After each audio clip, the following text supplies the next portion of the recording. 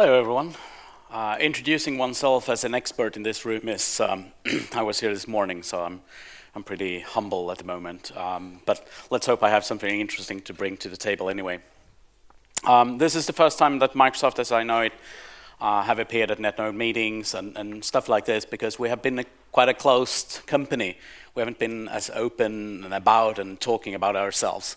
So let's see if we can start some kind of trend here in at least this setting and with this staff. I've been around quite a while on the internet. That's why some of my pictures are going to be very blurry and pixeled, because they are old and resolutions wasn't that great a couple of years ago. So when I talk about the things I do in my everyday life at the best company in the world from my perspective, because we do some really amazing stuff, which I hope to give you part of today, I bring up this picture. How many have seen it? I love it. It's fantastic. I always use it when I do the descriptions of internet security and how people do. Well, we'll install the firewall, correct? It's this shiny, beautiful gate. No one will get through and steal our barbecue up at the house, right? No one will get through the gate. That's true, but they'll just jump the hedge, right? Or climb the, yeah. There's so many things to discuss here about this picture. But I like the analogy. And the people that I meet when I have my discussions, I'm a TSP, which is a technical solutions professional. I work with information security. So a lot of regulations and how we do transfers and stuff like that. And I use this just to explain to people. We can solve this, right? You know what this is? How many have seen this picture before I explain the magic with the picture? Yeah, some of you? Because we can lock stuff down, and if we do, well, users will tend to find a way around that. Again, a brilliant example of internet security, right? Wi-Fi password 1234, stuff like that. This is because what we do, what you guys do, what I do, is not what people actually use. They're using the internet, for instance, or the networks to do what they are supposed to do. Not using the internet in itself is not an objective. And users are trying to do stuff in the way that we tell them to. If we tell them to be secure, they are really trying to be secure in the best way that they possibly can imagine security. I mean, it is an approved lock. So no one can have any complaints about this, right? And we don't need to worry about users, right? We have monitoring. We see everything that they do.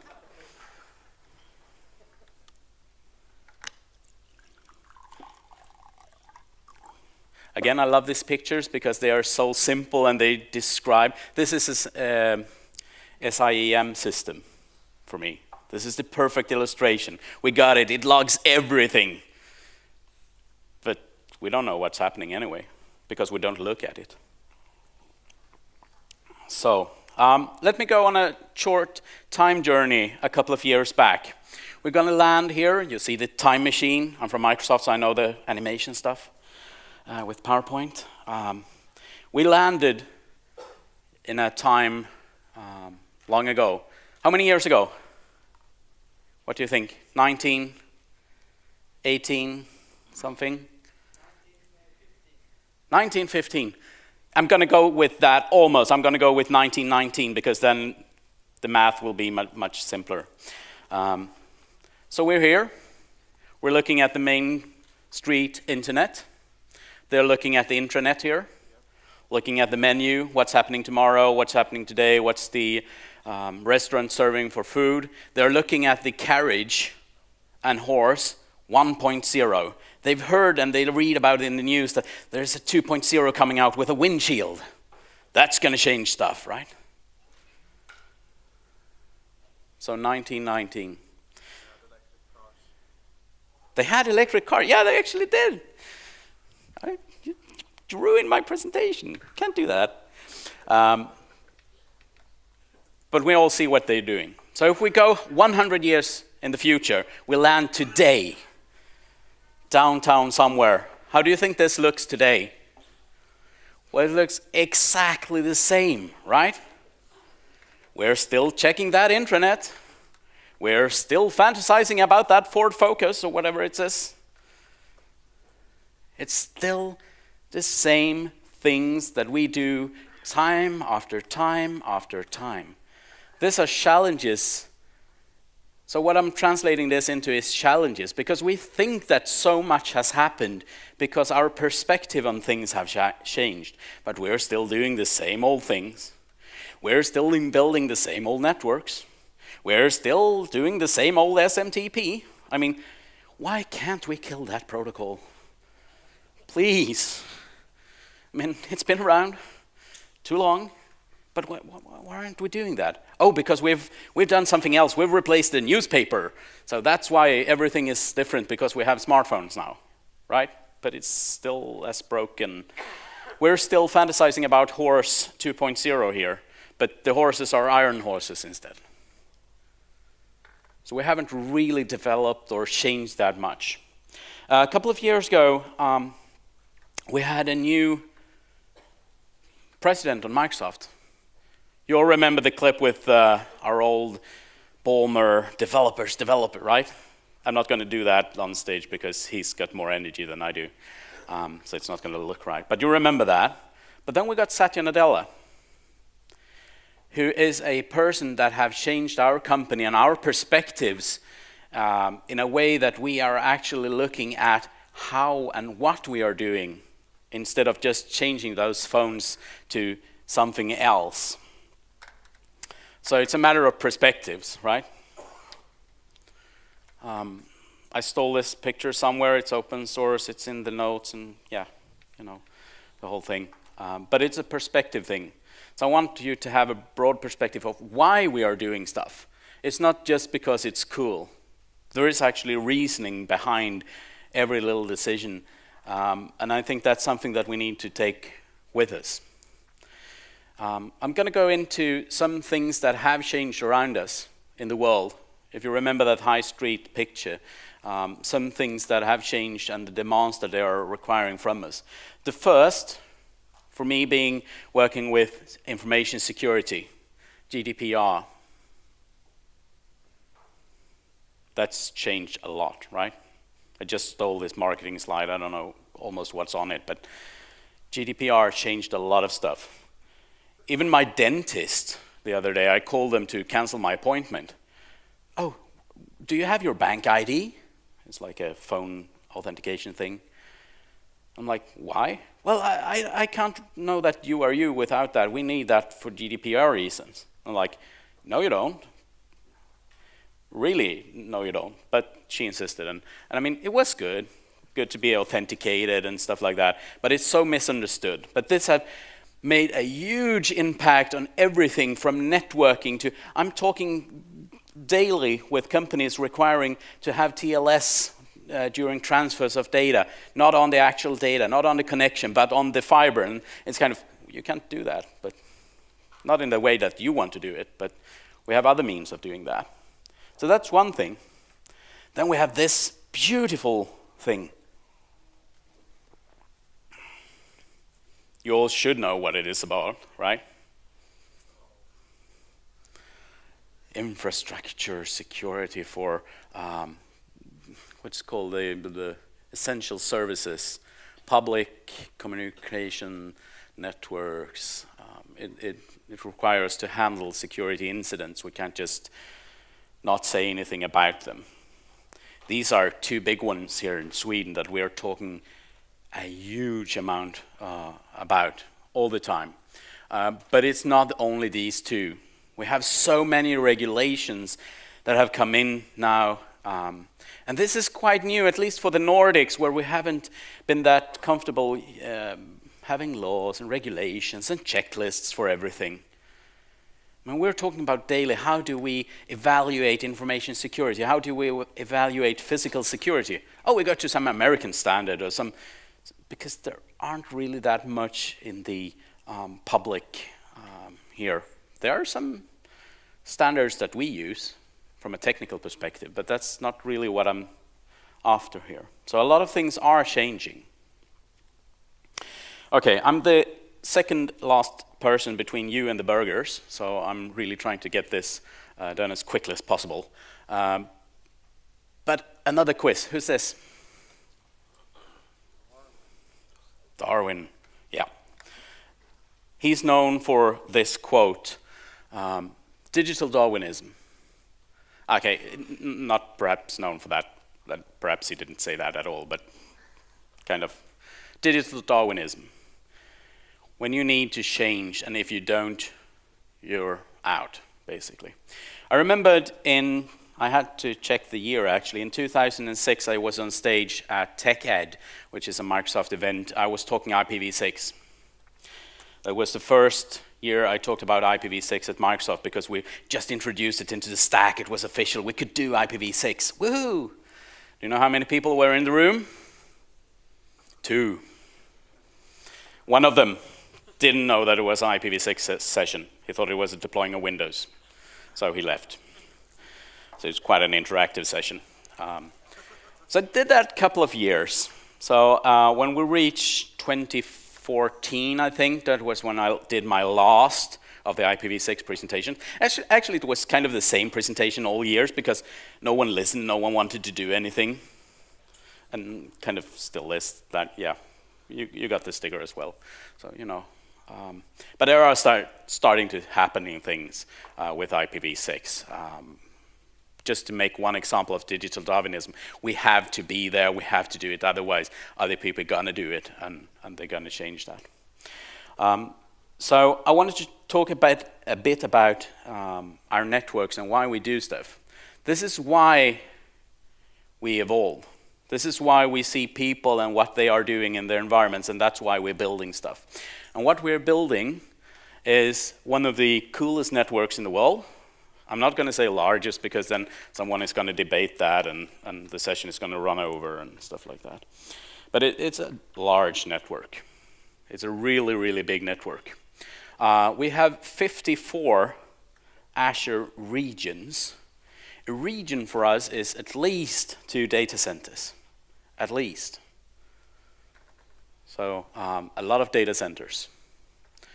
We have 100K miles of subsea cable, WAN fibers. We own it. We perhaps share the physical cable with someone. We don't do that. That's not Microsoft. But we're owning the actual transfer. We're owning the end stations and stuff like that. We have 140 edge sites where we meet customers and partners with peering. That's the public number that I can talk about. There's a load more, and some of you in the room, you are part of that network as well. We have some express route partners, which actually is getting our customers' traffic into this.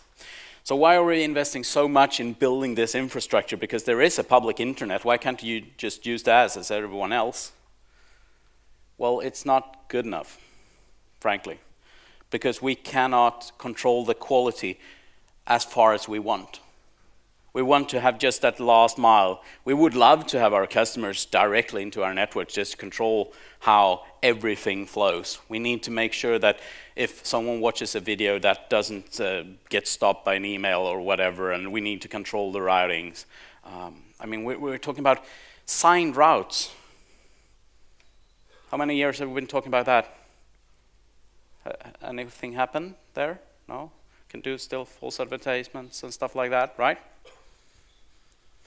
So that's why we are starting to build this, and we have done some amazing leaps. One of the coolest things, from my perspective, I built networks once, is this. Oh yeah, that's kind of the first presentation of the day, right? Yeah. I don't want to be that guy, but he stole my whole thing. So. No, but we're talking about developing actually the hardware to make sure that we have control over the most minute parts of the network to make sure that we can control the quality for our customers from edge to edge, basically. It doesn't mean that I'm announcing that Microsoft will sell ISP services, that we'll be an access provider or anything like that. We'll just make sure that our customers get to our data center as quickly as possible, as reliably as possible. If I continue, these are codename Madison, the small SFPs that are going to get stuck into our equipment, and the reason for us having them is just to make sure that we can remove a lot of hardware. We want to minimize how much hardware, we want to minimize how much management, we want to minimize how much energy that is consumed to make this happen.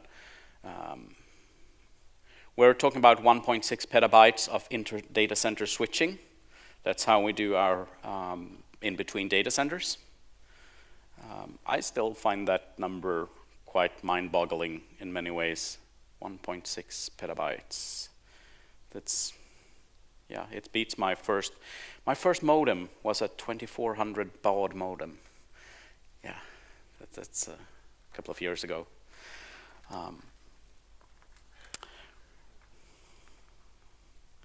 We're talking about what we call yesterday's solutions, where we replaced a lot of stuff. We went up to 100 Gs, PAM4. That's one step, right? We got that this morning, so I'm not going to go through that. What we're seeing is the next step, which is the 400 specs. Oh, we went through that also this morning. Yeah. You know, you sent in the slides in advance, so I thought I'd get some heads up if anyone talked about my stuff, but I'm not bitter. Okay, but it's really cool stuff, and we're driving it because we need it, because we actually really need it to build the amount of networks that we're doing. We're in place upgrading our network. Before we had an ingress and an egress point to our data centers, that was it. Now we're actually building a network in between our data centers and our peering points,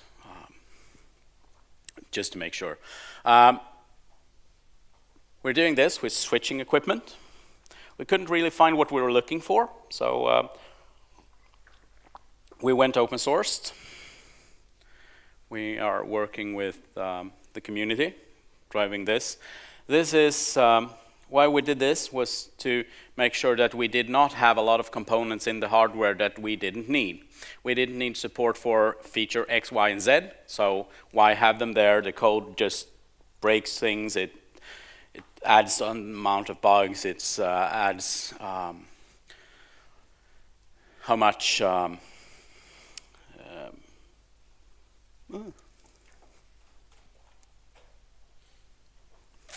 the power, the utilization, the hardware itself, it becomes more efficient the less and more specialized it is. So that's why. How many have looked at Sonic? Tried it, using it? I mean, come on, guys. And girls. Oh, okay. It's really cool stuff. Look at it. It's on GitHub. Sonic is a network OS that really brings in what we needed in those data centers. And one of the things that we understand is that we need to make changes while stuff is up and running. I remember when I started in this business, it wasn't unusual to have, we'll have a 6-hour service window because we're changing some of the routers, we're doing some stuff, and so it's going to be 6 hours downtime. You can't do that today because businesses really require everything to be up all the time. So in Sonic, you can do a reboot process that is really, really quick, and it utilizes actually the ASIC. We're going down to the actual control of the chips, talking to them, and we're just reloading what changed. We're not restarting, we're not, and that architecture is really, really useful for those intra regional networks where we can't have any downtime at all, basically. So we're talking about sub-second data blocks instead of long times while we reload everything, so we're separating things up. So I encourage you to look at the Sonic stuff. Our data centers are built around regional availability zones. This is something taken out of a screenshot out of the internal monitoring system. I think it's very clear, all the nodes and their connection points. Well, the thing I wanted to show is that it's a really complex mess of connections and stuff that needs to be controlled when we're talking about controlling the network. For that, we have taken actually a lot of open source stuff, brought that into a fantastic process that's open. You can look at it and how we have done it. It's where we take every network thing that we need to do, every change, we pull that in, we automate all the testing, because we realize that AI, automation, is the way to go forward. Because we can't manage. I mean, no one of us could ever keep that whole map in our heads. Networks are getting bigger, faster, higher requirements, demanding more robustness, and we cannot really do that. So we need those machines. Let's hope they're not turning against us anytime soon. They could do some evil stuff.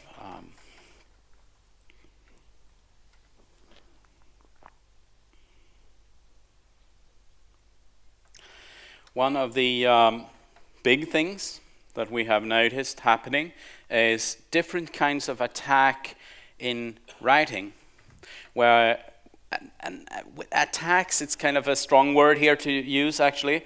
What I'm perhaps talking about is mistakes. You know, doing the wrong announcement on an interface somewhere could lead to traffic being redirected.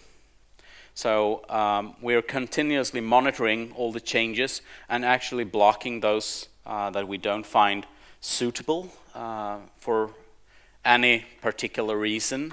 We want to maintain traffic flow, and if traffic starts to flow in a very strange manner, we'll actually call up whoever it is and make sure that it's a correct thing before we actually let that happen.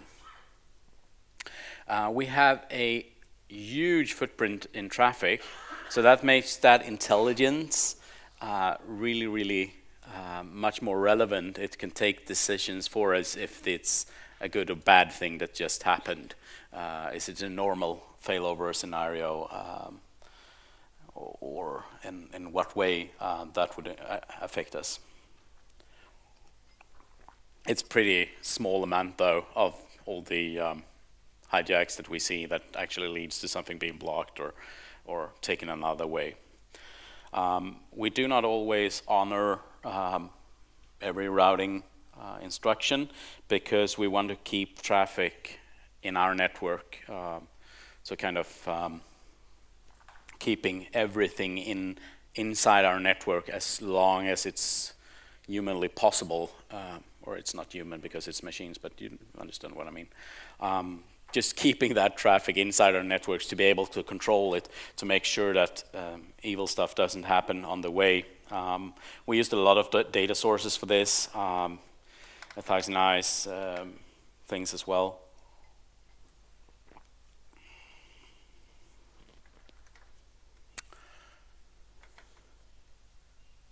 Anyone seen this picture? Yeah? So you know what I'm going to talk about? Yeah? What is it? Transatlantic cable. Transatlantic cable, yeah.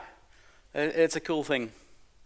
It's a really cool thing. Maria, which is a little thin cable stretching from Bilbao and landing in the US. I can't ever remember where in the US, so I'm not going to pretend. Virginia Beach. It says on the slide. And I was informed by my colleague who got me these slides that said, oh, the bottom one is going to really impress people that work in optics because they're going to see that it's clean signal. And I'm like, oh yeah, oh yeah, that looks clean. Do you agree? Yeah, I don't know, but it's impressive. What I think is really impressive here is that it's really decoupled the different things that we can do. We can transform, we can change, we did some amazing stuff, and we got some really good throughput in experiment just a short while ago. And if you want to see that and hear that, I think there were some recordings from the OFC, OFC, right? Talking about more about that. Last thing I wanted to talk about was the architecture that we use for connecting our customers, where we actually, if you look at this picture and you have the internet, we're not touching so much over there. The edge, we had that. Edge is where traffic goes in and out of the network. We had that for a long time. And we had our data centers. But what we've done is the part in between, which we call a region, and we did that whilst everything was up and running. We did no reroutes. So this is how we're moving ahead and building that internet that needs to be there for our customers. I mean, if you're on Office 365 and you need access to your email, well, we need to make sure that that works as far as possibly can. So that's why we are building stuff, because we cannot really trust that what's out there, because there are no guarantees on the internet. So that's why we're building stuff. That's why we're driving and opening up. And hopefully you have noted that we are more open. We're actually talking about the stuff that we're doing. We are sharing. And just being here is one of those things that we haven't been able to do locally before. So I think that's really a great thing. And with that, thank you very much for listening to me a couple of minutes. I'll be here, so if you have any questions, please let me know. Thank you very much.